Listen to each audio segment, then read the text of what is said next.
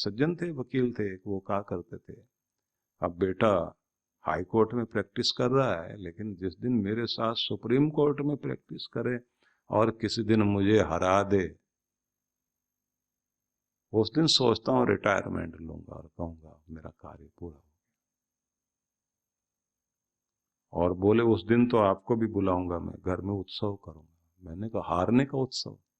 बोले यही इच्छा है, इतना दम होना चाहिए। और मैंने उसको कह रखा है, एड़ी से चोटी का भी जोर लगाएगा, हरा नहीं पाएगा मुझे, इतनी हिम्मत नहीं तेरे अंदर, चैलेंज दे रहा हूं।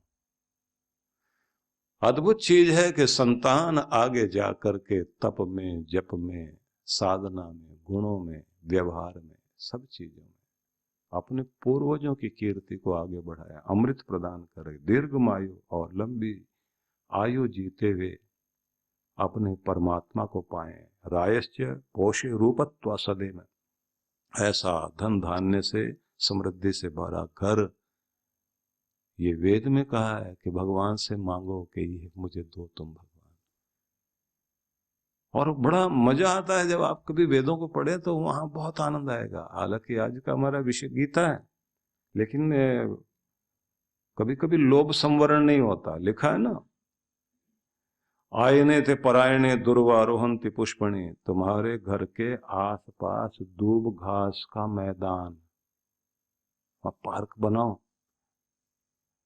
दुर्वारोहंति पुष्पणे, और उसमें पुष्प लताओं से चारों तरफ सुंदर सजा हुआ होना चाहिए।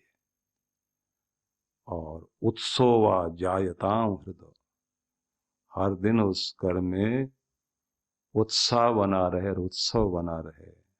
जायताम हृदय, और एक छोटा सा हृदय भी, कुआं तो होना ही चाहिए, मतलब पानी की व्यवस्था होनी चाहिए।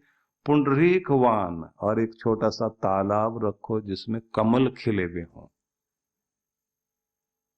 और सूरज की धूप उसमें आए, और पवन देव भी आकर के आपके घर को पवित्रता प्रदान करता हो। चांद तारों के साथ झिलमिलाए, तो कितनी कुछ चीजें। बहुत लोगों ने अपने घर ऐसे बना रखे हैं कि उनके पास ऐसी व्यवस्था, बटन दबाते हैं तो ऊपर की छत खुलती है, रात में तारे दिखाई देते हैं। बहुत आनंद लेने वाले लोग हैं। लेकिन साथ में यह कहा गया है, आचारा लभते आयु, आचरण सुंदर बना रहेगा तो आयु प्राप्त होगी, और आयु ही ऐसी जो कल्याण करे। तो बहुत कुछ कहा गया है, लेकिन मुझे चाणक्य के वचन याद आ रहे। चाणक्य ने बहुत सुंदर कहा है कि गृहस्थ आश्रम धन्य है, लेकिन कैसा? तो उन्होंने कहा, सानंदम सदनम सुताश्च सुदय कांता प्रियलापनी।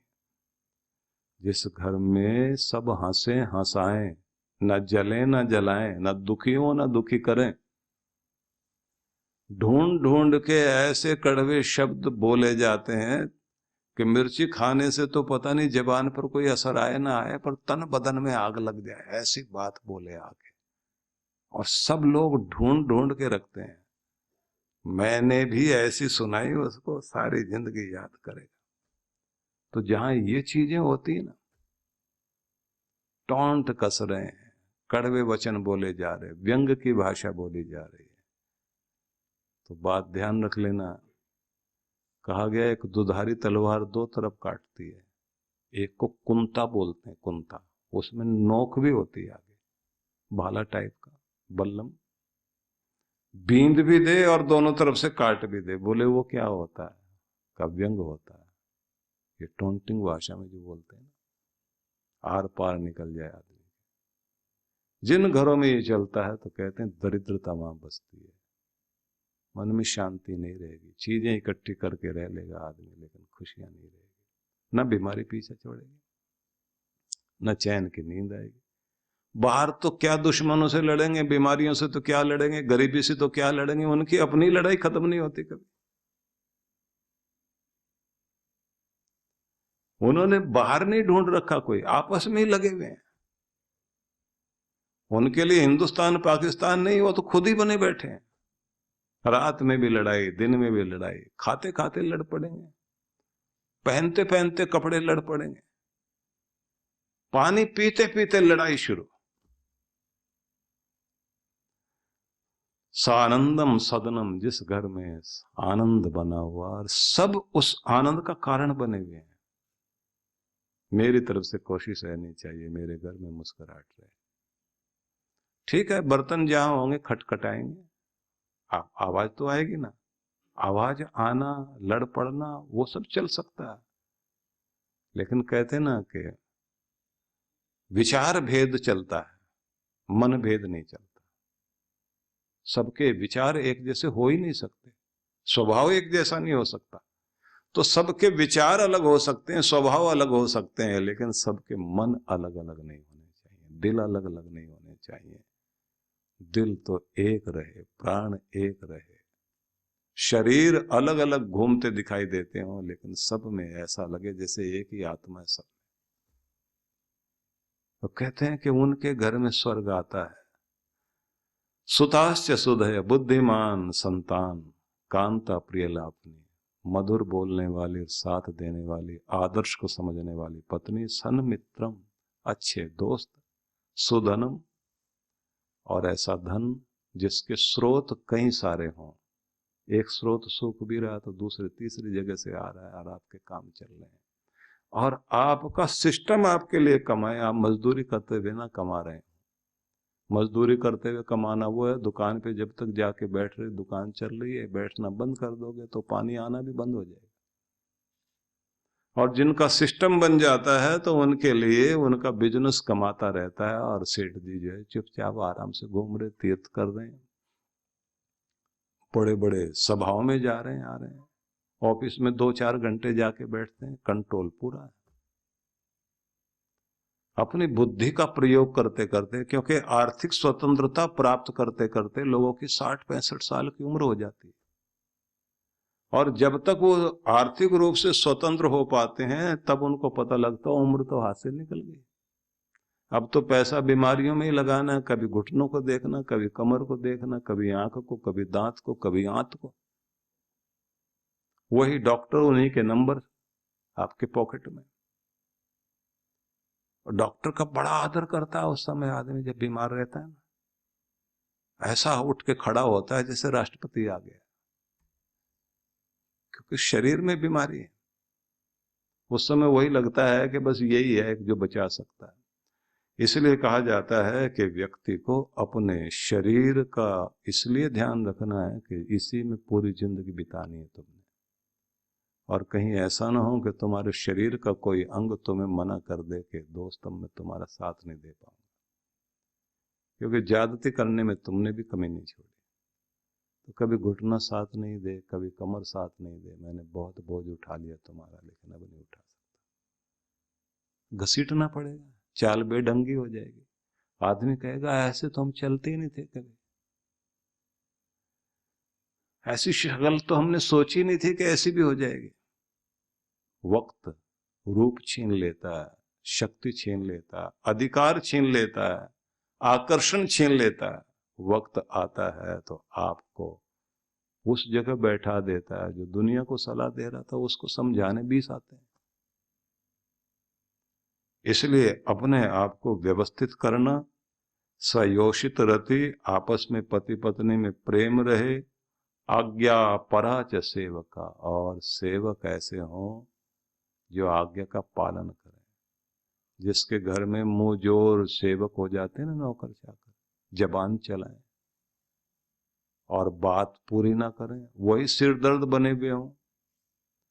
जो सिरदर्द हटाने के लिए रखे गए वही सिरदर्द बढ़ाएं, तो समझ लेना चाहिए नरक। और अगर आज्ञा पालक हैं और स्वामी भक्ति है जिनमें, तो समझना चाहिए कि व्यक्ति का जीवन, उसका गृहस्थ स्वर्ग ऊपर ढूंढने की जरूरत नहीं, यही है। राजस्थान में बहुत महत्व दिया जाता था राजाओं के युग में कि वफादारी क्या होती है और कैसे वफादार लोगों को सम्मानित किया जाना चाहिए। वफादारों के गीत गाए जाते रहे।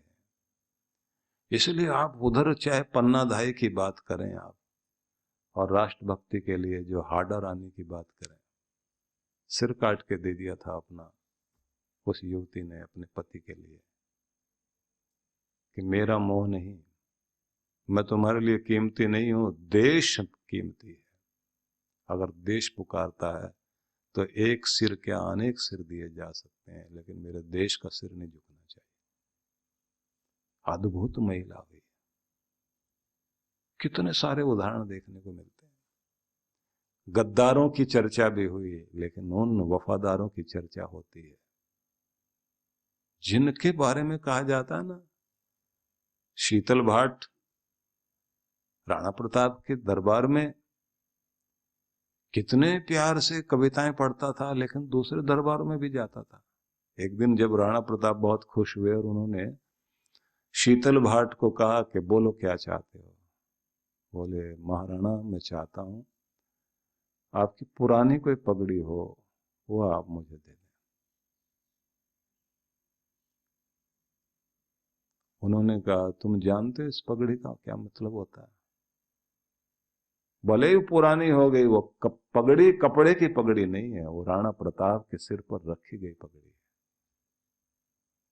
और राणा प्रताप के पास एक ही चीज है, अन्याय के सामने, अधर्म के सामने कभी नहीं झुका। बहुत लोग बिके हैं, बहुत लोग झुके हैं, लेकिन ये पगड़ी और ये सिर नहीं झुका। शीतल भाट ने कहा कि महाराज पगड़ी आपकी होगी, आपका सम्मान रहेगा, ये पगड़ी कभी झुकने नहीं दूंगा। क्योंकि वो भी कह सकते थे ले जाओ पगड़ी, कौन जाने किसकी है किसकी नहीं है। पगड़ी पुरानी दी, अकबर के दरबार में गया वो, और पगड़ी उतार के अपने हाथ में लेकर ऊपर ऊंची की, और फिर उसके बाद कॉर्निश की। 7 बार अपना सिर झुका झुका के उनको सम्मान दिया। तो अकबर बोले, ये क्या गुस्ताखी है, कौन गुस्ताख है ये, और ये क्या बदतमीजी है। एक आदमी पगड़ी लेकर ऐसे कर रहा है और कॉर्निश भी कर रहा है, हमें आदर भी दे रहा है, और पगड़ी ऐसे ऊपर। दरबारी बोले, हुजूर आप ही पूछ लीजिए। पूछा, ये क्या, तुम्हारी हरकत समझ में नहीं आ रही। बोला, साहब ये सिर तो मेरा है, ये 20 बार झुक जाएगा, कॉर्निश भी कर रहा हूं, पगड़ी मेरी नहीं है, ये उसकी पगड़ी है जो कभी झुकी नहीं, ये राणा प्रताप की पगड़ी, ये कहीं नहीं झुक सकती। और कहते हैं कि उसके बाद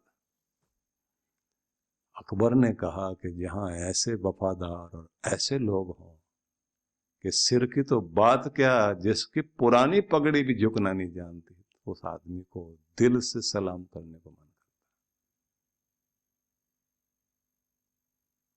बड़ों के आगे, गुरुओं के आगे, भगवान के आगे, भगवान के दर के आगे 1000 बार झुक सकते हैं, दुष्टता के आगे क्यों? बात होनी चाहिए व्यक्ति। और कहते हैं ना कि एक बार निराश होकर संधि के लिए तैयार हो गए थे राणा प्रताप, घोड़ा लेके चल भी पड़े थे, लेकिन खेजड़ी के वृक्ष के पास, ये जो शमी वृक्ष होता है उसके पास जाकर के अपना घोड़ा खड़ा किया, और वहां से सीमा दूसरे देश की शुरू होती थी। वहां रुक गए राणा प्रताप जाकर, और वहां से पीछे मुड़ के अपनी मेवाड़ भूमि को देखा। मन में सोचने लगे कि आज मुझे समझौते के लिए जाना चाहिए या नहीं। और तभी शीतल भाट की आवाज सुनाई दी, रेत के टीलों से ऊपर से गरजती हुई आवाज में वो अपनी कविता बोलता है, मेरे सुनना नाथ पुकार, वो घोड़े पर जाने वाले, कहां को हुए आप तैयार, कहां को बांधी है तलवार, वो चेतक चपल चलाने वाले। मुड़ के देखा, शीतल भाट है, बुला लिया, और बुलाया तो उसने इतना ही कहा कि जिसकी पुरानी पगड़ी भी अकबर के दरबार में नहीं झुकी हो, वो मेरा राणा किसी से समझौता भी कैसे कर सकता है। ये मेवाड़ की मिट्टी है,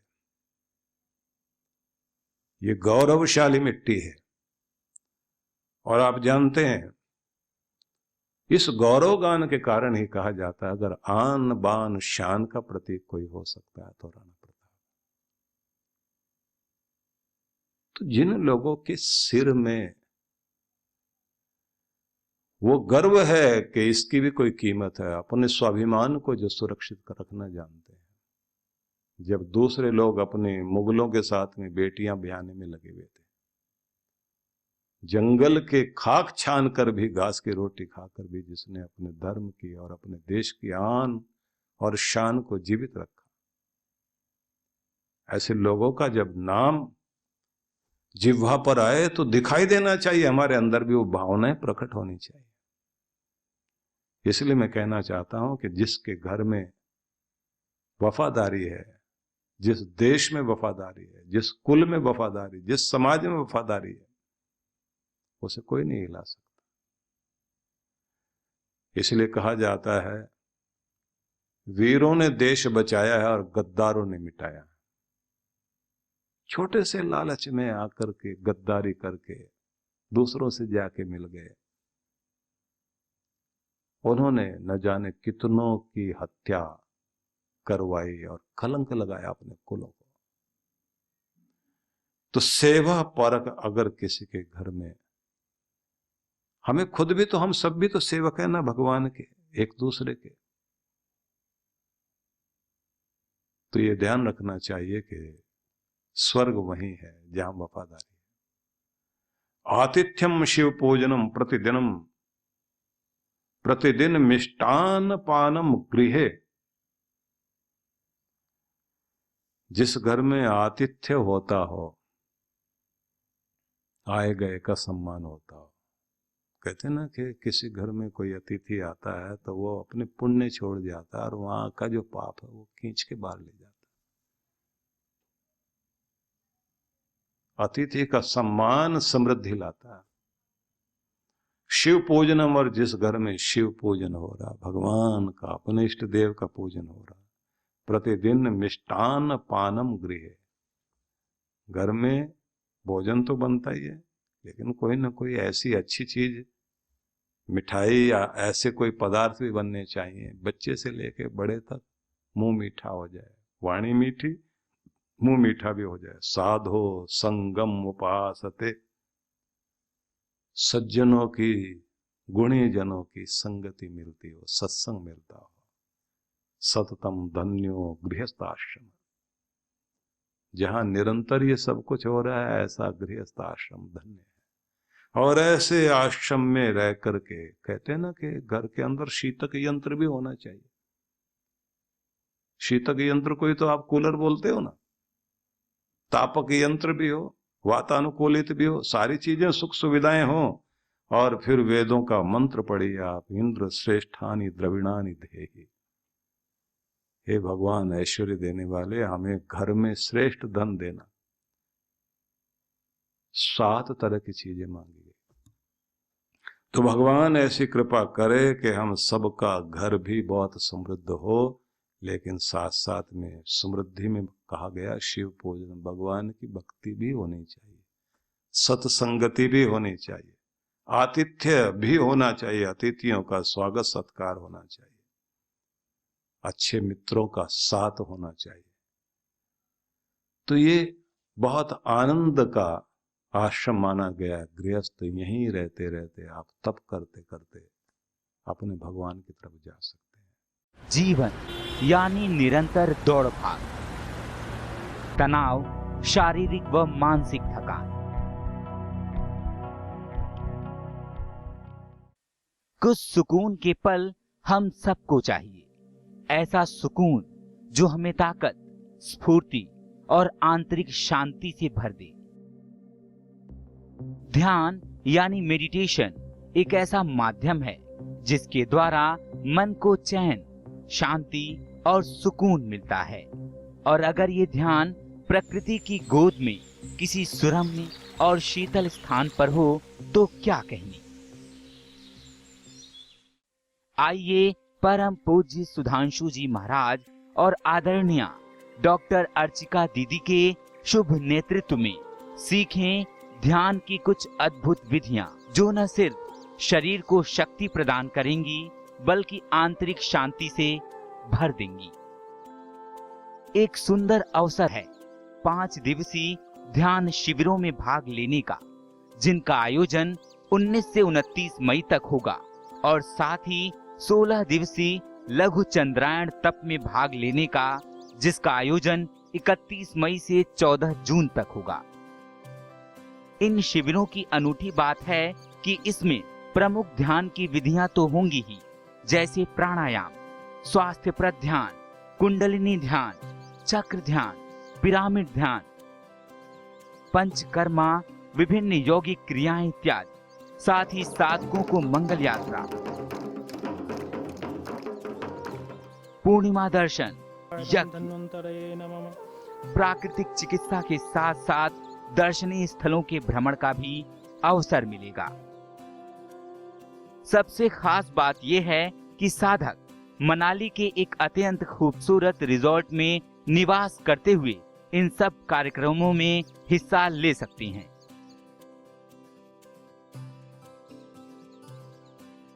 तो आइए परम पूज्य गुरुदेव और डॉक्टर अर्चिका दीदी के साथ मनाली चलें, पहाड़ों पर कुछ दिन बिताएं, ध्यान की विधियां सीखें और पाएं एक तनाव रहित मन, स्वस्थ तन, आत्मविश्वास और सबसे बढ़ के आंतरिक शांति और सुकून।